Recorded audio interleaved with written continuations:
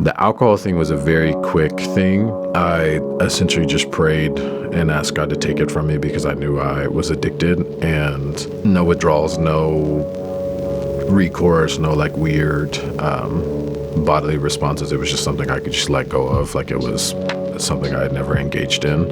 And then pornography was a little bit different. It was a couple of months into my faith journey where I got rid of all of my electronics. I sold everything that I had.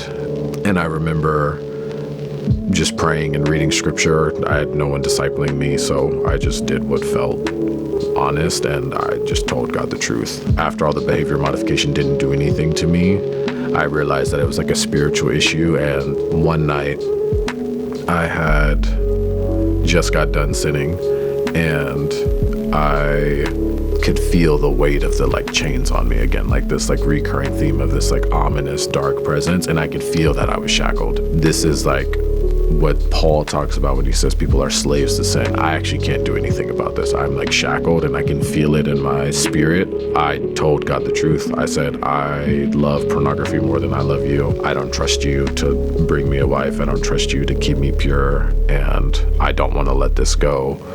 But I know your word says that I'm called to be pure. I'm called to be set apart, that this is a sin. So I need you to give me grace to turn away and go the other way from this. And I remember memorizing this Bible verse, 1 Corinthians 10:13, and it says, nothing has seized you except what is common to man, but God is faithful, and he won't let you be tempted beyond what you can bear. And when you are tempted, he will also provide a way out so that you could stand upon it.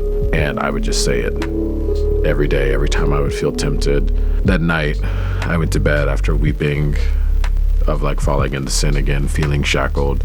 And I don't know if it was a dream. I don't know if I was asleep and had an out-of-body experience, but I remember coming to and being in my room and seeing a woman at the base of my bed. She was in a nurse's outfit from what I could make out. I couldn't see her face. I couldn't really see much of her. And she said to me, do you want this to be gone? And I knew she was talking about pornography. And I said, yes, like instantly. It was like, yes, please. And she snapped her glove and stuck her hand in my stomach, and I blacked out. Like my body went limp, and I woke up like it was the next morning. And normally the morning time is when the temptation would come. Like as soon as I would wake up, it was like I was in like spiritual warfare. I didn't feel anything.